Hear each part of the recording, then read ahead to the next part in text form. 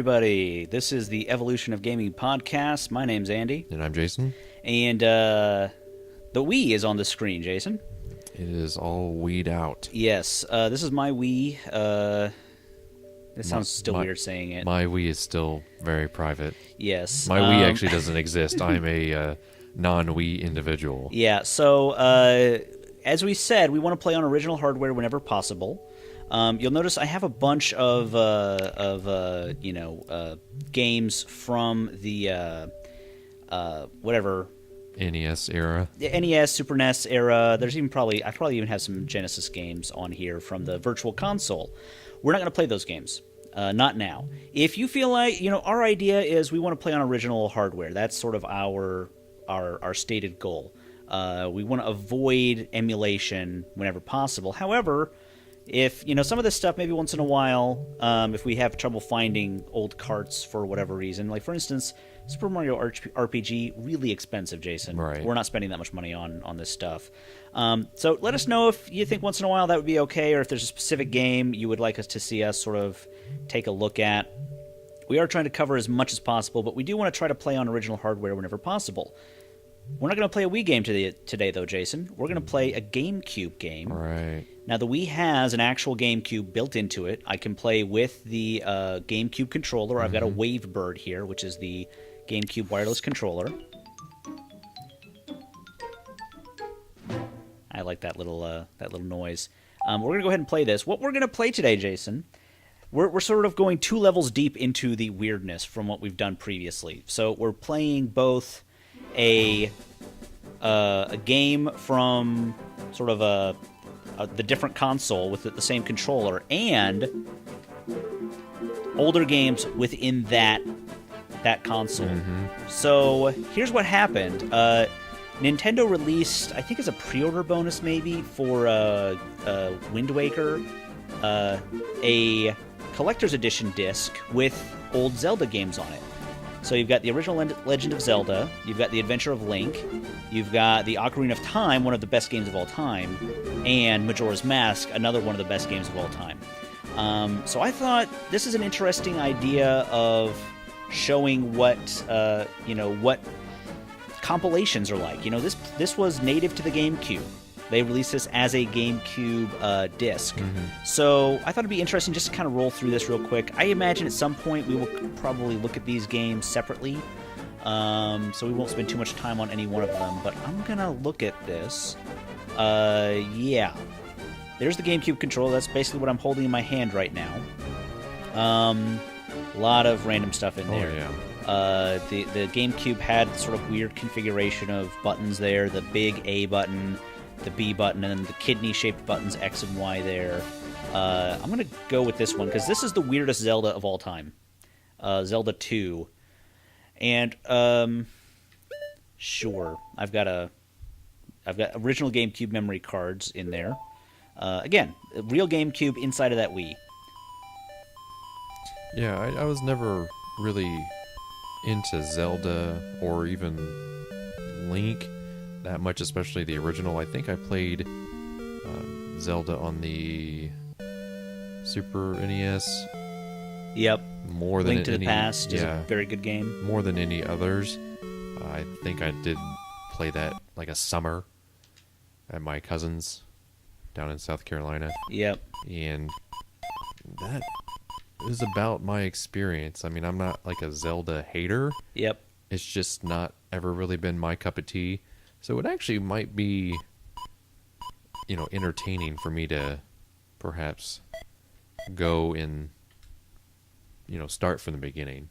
Yeah. Because I was never really into it. I don't know. I kind of missed that boat. Yeah, well, this is a weird Zelda game, Jason, because this was in an era when Nintendo didn't really know how to sort of reestablish their hit games. So when they had a hit game like Legend of Zelda, they thought, well, they don't want more of the same. Let's give them something wildly different. And that's what this is. This looks nothing like the original Legend of Zelda. Yeah, it looks very Super Mario Brothers-esque. Yeah. See, how do I get into these? Usually you hit the up arrow to talk to people. Maybe it's down? Maybe I can go in here. There we go, I can go in there. Hello. There he is, okay. It's B. If all else fails, use fire. That's how I live my life, Jason. Yeah, it's on my license plate. Just use fire. I'm terrible at this game, I'm sure. I never could get anywhere in this game. Let me help you. Come inside. I bet this is a trap. Hey, my other life motto. Yes. Okay, I tried to come inside, but... Okay. There we go. Oops. Aww. I don't even know what I just did there. Let's leave. Oh. Now this is not as baffling as the Castlevania 2, which is another one that just was totally different from the original. Only a hammer can destroy a roadblock. Very common Zelda logic. You get the thing that you never, you get the object to get past the obstacle or whatever. And you still get everybody that, flashes when they move around the screen. That's nice. Yep. Did a pretty good job emulating this. Get candle in Parappa Palace. Go west. Okay. Very cryptic clues from the villagers here. I'm not taking notes, by the way. Yeah, I'm not either. This is welcome to Rauru. Okay. So I can't get past that thing. So that guy said go west, so I'm going to try that. Oh! Okay. Doesn't look like they really... Awesome. It was very action-packed. Yes. This is another game, early era NES games like this didn't really tell you much of what you were supposed to be doing at any one time. We don't have any kind of instruction manual or anything like that.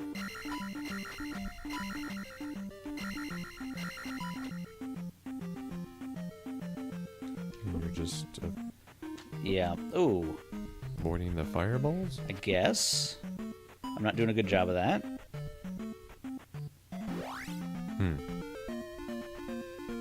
Alright, yeah, let's skip back. How do I get out of this? I'm wondering. There we go, Z button. There we go. Quit NES game, perfect. Yeah, these guys had sort of a proto-shoulder button, the Z button, which on the original, on the N64, it was the button was somewhere else. It was it was a trigger. I think it was the first trigger button like that on a system. We're going to go back to my favorite. Let's see here. Can I use the rumble? I want to use the rumble feature, but yes, maybe this controller doesn't have rumble on it. Won't let me select. This is being a tease.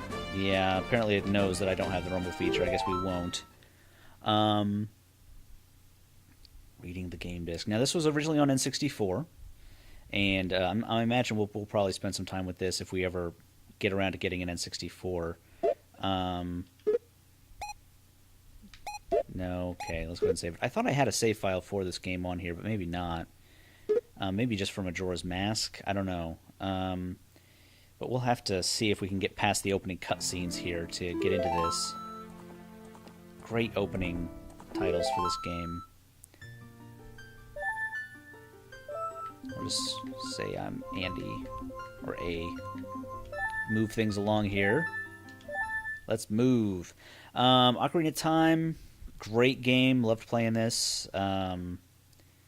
When it came out, probably played through it 3 or 4 times. It's become one of those games, Jason, that's like really popular to like remake. Like, yeah. They remade a version. Like they've got this version on here that you can play on the whatever this thing's called, the GameCube. Right. And then they also have they did a 3DS version as well. It's also on Virtual Console. Like, you can play this game literally anywhere. Let's wake up, Link. Come on, people are waiting.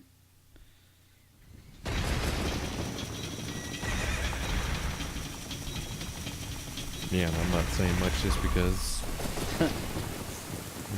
very unfamiliar with the franchise. Yeah. So Zelda is being spirited away there. There's little baby Link. He will definitely not get to the point where he gets to grown-up Link. This game had an interesting sort of setup where you start out as little baby Link, little tiny Link, and then later on in the game, after sort of the first section of the game, you turned into adult Link. Once you got the Master Sword, it's sort of like you traveled through time, or like you got unstuck from time for a little while. The Master Sword, yes, aka puberty. Yes. What do you do with that Master Sword? Yeah, I don't think I want to go down that road with you, Jason, but source of life is serves as a barrier, deterring outsiders and maintaining the order of the world. Yeah, this is the era of unskippable cutscenes.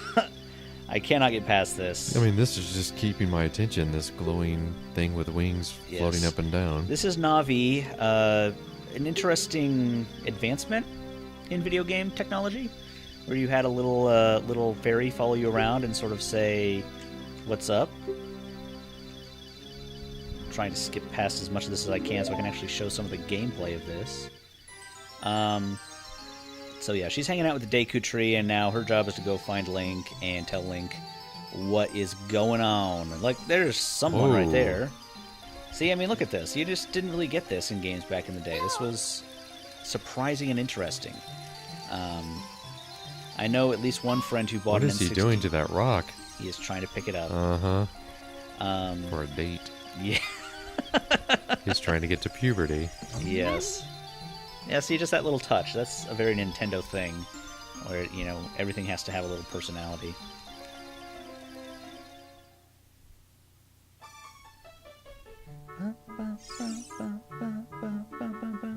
I shouldn't do that because I don't know if I'll be able to sync the audio right.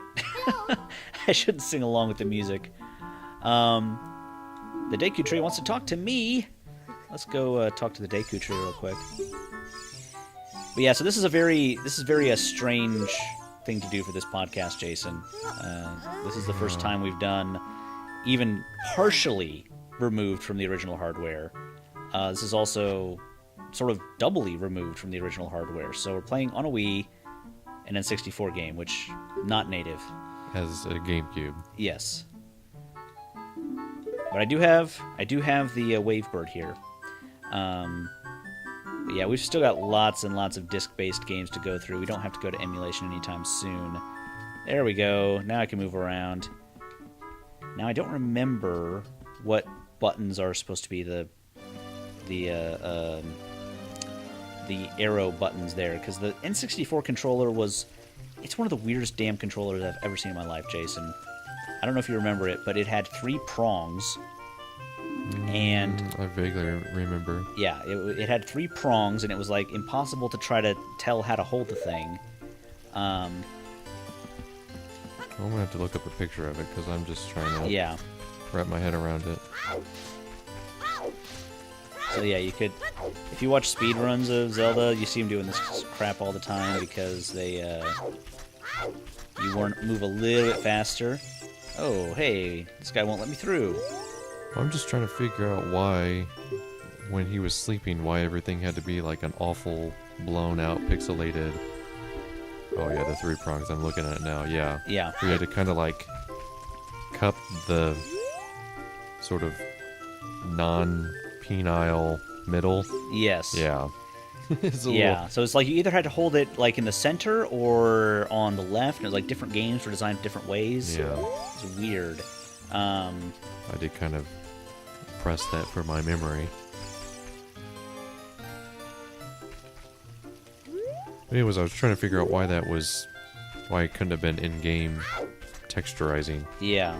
It looked real flat. I don't know if that was on purpose or not. Seemed kind of weird. Okay. Please come with me. Okay, where? Get to the tree already. Is that the tree? It's the Nodal Brothers. No thanks. Where was that Deku tree? It wasn't there. There aren't that many trees around. Yeah. But yeah, there's just so much. This is just such a good game. And by the way, you don't jump in this game. Link jumps for you. So you just walk to the edge of stuff? Yep. You have to kind of trust that it'll do it. Without a fairy, you're not even a real man. Wow. Yeah. Mido. Character model's not great in this game, let's be honest. No. But they're sort of stylized in a specific way, at least. I'm not reading they're any of this stuff. N64-esque. Yes. You know, Mario 64 was kind of styled the same way. Yeah, N64 came out in, I think, 96, I want to say? 96, 97, somewhere in there. Yeah, I would say that's about right. 96, I think, is appropriate. Definitely remember my friend, who's a neighbor, he got one, and the games he had were, of course, you know, Mario 64, Mario Kart. He had the Turok, Yep, Dinosaur Turok. Hunter, and that Wayne Gretzky, like, arcade. Yeah. game. I have to say that I had an N64 for a very long time. I played it a lot. There were very few games on it that were worth playing, I gotta Yeah. say. I don't remember there being so many games. It was like, oh, wow. When I traded in my N64, I did not regret it at all. I was not sad about that. Because literally, like, Ocarina of Time was great. I know a lot of people say Mario Kart 64 was great. And it was a great loved it. console if you had 3 other people to play with. Sure, I mean, It had some of the best, GoldenEye. multiple player games. GoldenEye, yes, GoldenEye was great. GoldenEye, I would say more so later on in the console's generational life, got, you know, more and more famous. Link crawling into holes like per usual. But yeah, I would go over there and play on his, you know, console pretty frequently. We would definitely do the Mario Kart and more so, you know,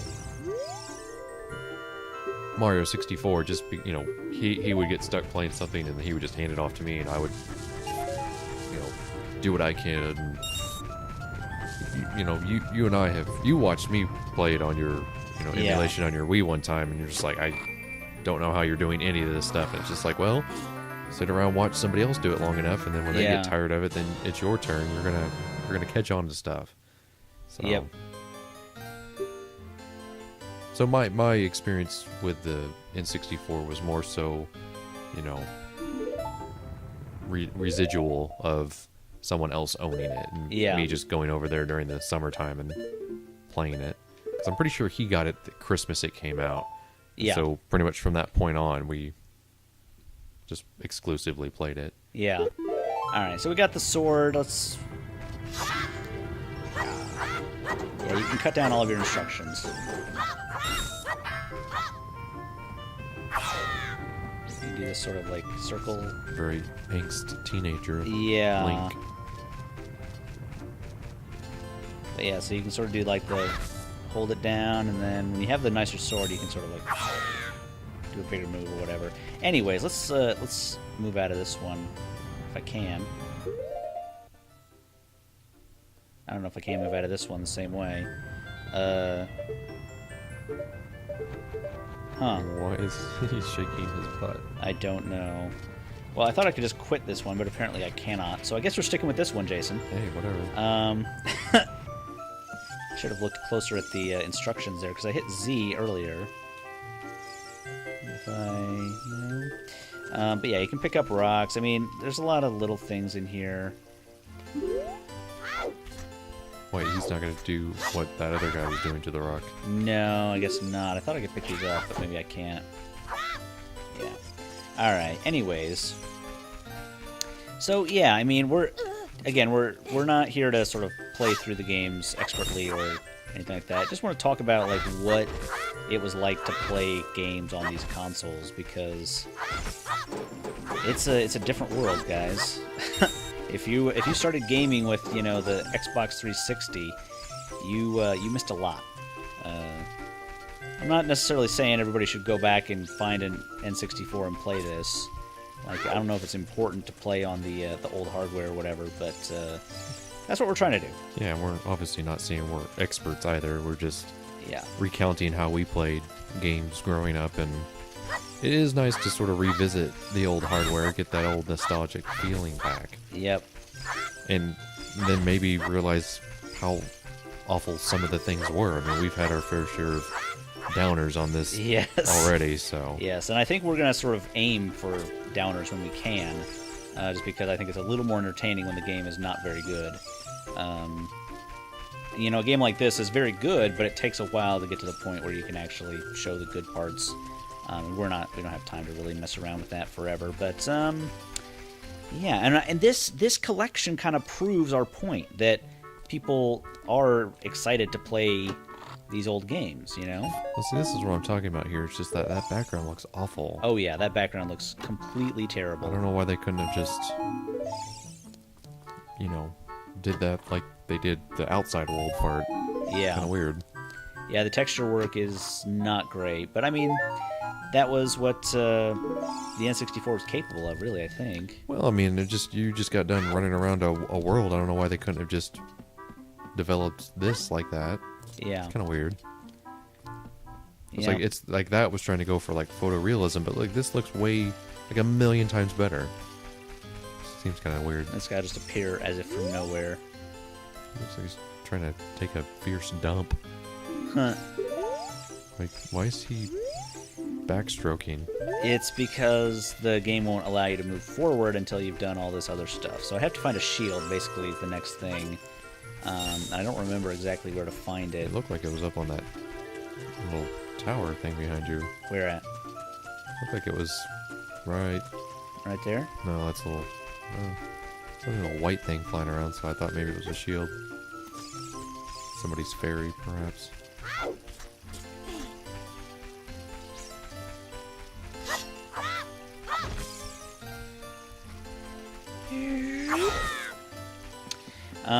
But yeah, this is, I'm imagining this will bring back a lot of nostalgia for people because... Yeah, is that not it right there? I bet you it is. I just have to be careful about walking my way up there. Because this game, again, I can't control the camera. Actually, no, wait, I can move the camera behind me. That was another... That was another innovation of this particular game that I feel like not a lot of games did. I mean, Nintendo really figured out the whole working in 3D thing early on. Like, Mario 64 was really, I think, the first game that you could really play in 3D. You know, that it, like, the controls worked. And you didn't hate yourself for playing it. And this game has really good 3D controls. Just a jewel. Oh, well. Came all the way up here. You're a real man. Oh, no, you're not. Huh. Up so you can look around the forest with... Yeah, so I can look, and look, and look. Just stare at her. I don't need your face. Okay, that's bad. That is really bad. That's really bad. I respect you as a person. Okay. Now is Link a human? Or he's some kind of elf. elf? Human? Hybrid? Yeah, so this is like a little tutorial area. And it really sort of set the tone for essentially every Zelda game that has come after it at this point. All these little things about, you know, L targeting and Z. It's really Z targeting in this game, but they don't call it the Z button anymore. Okay, we're just boring people to death with this one, Jason, because this is all a tutorial. I thought I had a save game a little further along. We could sort of show more, but we will come back to this one eventually. I think probably when we get an N64. Here we go. This is where we get a shield. So you get a shield right there. Bye. Yes. Okay, it would help if I could skip around here. Yeah, this is something this game did not do. Like, no, I don't want to buy anything else because you just took all my money. Okay, so we, you know, this is empty right now. This screen is empty right now, but there's so much. There would be so much stuff in there later on. It's a big map, open world essentially. You know, you can kind of go anywhere. Really great game. But I think that'll do it, Jason. We'll get out of here so that... we can move on to the next game. Yeah, so we can move on to the next game.